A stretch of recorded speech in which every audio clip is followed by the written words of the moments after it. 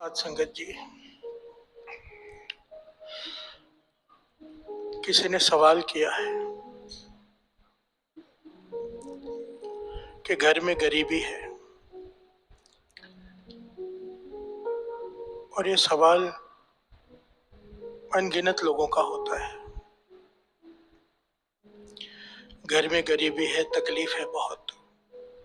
और आगे लिखते हैं, कुछ शब्द बताओ, शब्द बताओ कि गरीबी दूर हो जाए। और फिर तीसरा सवाल यहाँ पर ये है, लिखते हैं, और ये भी बता देना भाई साहब के शब्द कितने दिन पढ़ना है। प्यार से बोलिए धन गुरु नानक। धन गुरु नानक। फिर से सुनिए सवाल कि घर में गरीबी है, बहुत तकलीफ है, कोई शब्द बताइए जिसका जाप करने से गरीबी दूर हो जाए, और वो कितने दिन पढ़ना है वो भी बताइए।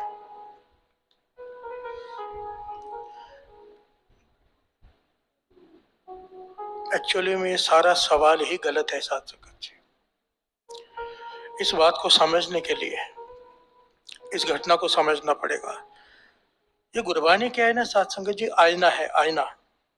गुरबानी करती क्या है, हमारा चेहरा, जो भीतर का चेहरा है, हमारे आगे लाके खड़ा कर देती है। कई बार हमें अपनी गलती दिखाई नहीं देती, कई बार नहीं, ज्यादातर हर किसी को अपनी गलती दिखाई नहीं देती। दूसरे की पीठ दिखाई देती है, अपनी पीठ दिखाई नहीं देती। आज जो दास घटना सुनाने जा रहे हैं, ये ऐतिहासिक घटना है, और इसको सुनने के बाद कईयों को बहुत सारे रास्ते मिलेंगे।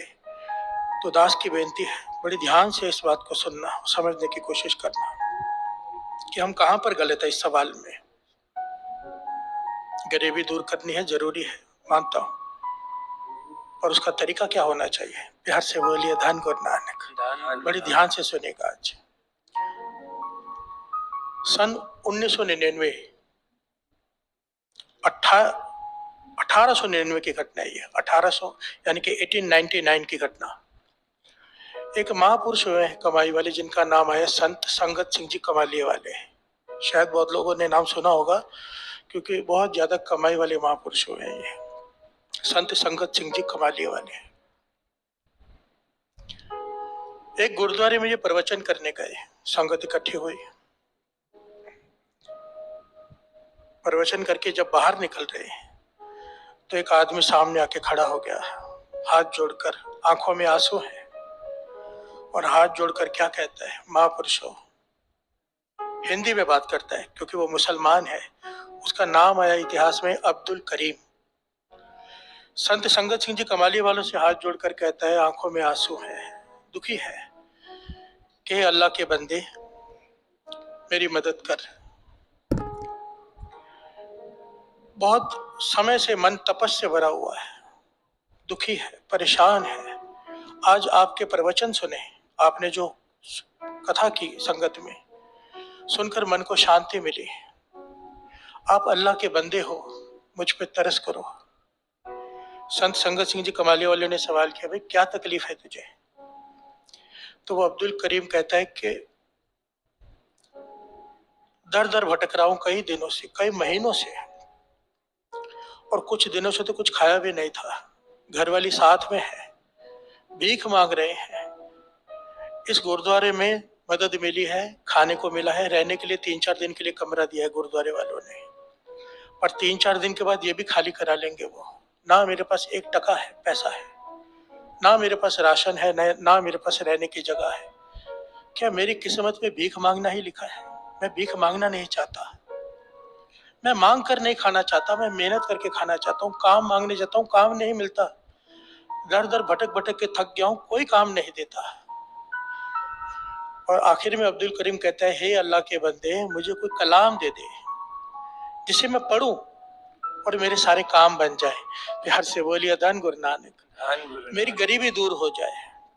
वही सवाल जो किया है यहाँ पर, कि गरीबी दूर हो जाए। यहाँ पर संत संगत सिंह जी कमालिये वालों ने उस अब्दुल करीम से कहा, मुझे तेरी बात बहुत अच्छी लगी, तू भीख नहीं मांगना चाहता, इज्जत की खाना चाहता है। अगर सचमुच तू हक की खाना चाहता है तो अपने सेवादार से इशारा किया, कागज और कलम मंगाई उस वक्त, और एक कलाम लिख कर दी, एक पंक्ति लिख कर दी उन्होंने उस अब्दुल करीम को।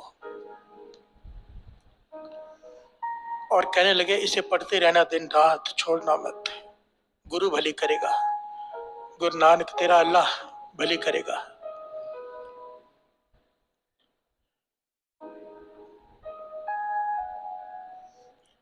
यहाँ पर संत संगत सिंह जी कमाले वाले ने अब्दुल करीम से एक बात कही थी,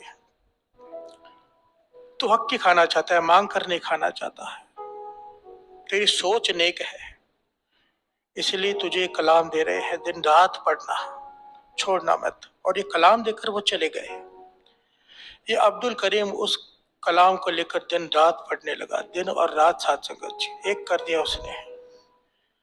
2 दिन बीते, 3 दिन बीते, 4 दिन बीते,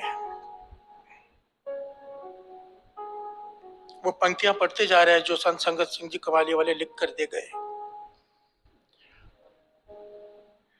4था दिन हो गया, फिक्र में बैठा है, पढ़ भी रहा है और फिक्र भी है कि आज गुरुद्वारे वाले कहेंगे कमरा खाली करो, कहां जाऊंगा। तो वहां पर एक इतिहास में लिखा है कि सूबेदार आया, फौजी सूबेदार, रोज गुरुद्वारे माथा टेकने आता था। उसने देखा भी ये बैठा होता है यहाँ पर 4 दिनों से। फौजी सूबेदार ने उसे अपने पास बुलाया, कहने लगे 4 दिनों से तुम्हें देख रहा हूं यहाँ बैठे हुए, कौन हो तुम, कहां से आए हो। तो उसने अपनी सारी हालत बयां की। तो फौजी सूबेदार कहने लगा मेरे पास काम करोगे। प्यार से बोलिए धन गुरु नानक, धन गुरु नानक। कहने लगा मेरे पास बहुत सारी जमीनें हैं, बहुत सारी, और बहुत सारे मजदूर वहां पे काम करते हैं, मुझे वहां पे एक कामा चाहिए। कामा कहते हैं साथ संगत जी ए टाइप ऑफ मैनेजर, जो मजदूरों के ऊपर नजर रखे, उनसे काम ले, उसे कहते हैं, पुराने जमाने में उसे कामा कहते थे, जो काम करने वाले के ऊपर ध्यान रखे। तो इस फौजी सूबेदार कहता है कि मेरे पास काम करो, मैं तुम्हें रहने के लिए घर भी दूंगा, 60 रुपए तनख्वाह भी दूंगा, तो मेरे पास काम करोगे। ये अब्दुल करीम, इसकी आंखों में आंसू आ गए, समझ गया कि जो कलाम मुझे दी थी इसने अपना असर दिखाना शुरू कर दिया। क्योंकि दर दर भटक भटक कर मैं काम मांगता रहा हूं, 20 रुपए तनख्वाह पे भी किसी ने नहीं रखा, और ये 60 रुपए आकर मुझे काम दे रहा है, 60 रुपए तनख्वाह भी दे रहा है, रहने के लिए घर भी दे रहा है। इसका विश्वास बढ़ गया उस कलाम के ऊपर, उन पंक्तियों के ऊपर। फौजी सूबेदार ने पूछा तेरे होंठ क्यों कांप रहे, तू घबरा क्यों रहा है। तब इस अब्दुल करीम ने कहा मैं घबरा नहीं रहा, मेरे होंठ कांप नहीं रहे, जो अल्लाह के बंदों ने मुझे कलाम दी थी मैं वो पढ़ रहा हूँ। प्यार से बोलिए धन गुरु नानक। वो मैं पढ़ता ही रहता हूँ, आप मुझसे बात भी कर रहे हैं, मैं आपसे बात कर रहा हूँ तो भी पढ़ते जा रहा हूँ। उन्होंने कहा था दिन रात पढ़ना। प्यार से बोलिए धन गुरु नानक, धन गुरु नानक, धन गुरु नानक, धन गुरु नानक। और फौजी सूबेदार ने इसे घर दे दिया, कमरा दे दिया, ये खेतों में रखवाली करता है, पर इसने वो पंक्तियां नहीं छोड़ी साथ संगत जी, वो कलाम नहीं छोड़ी।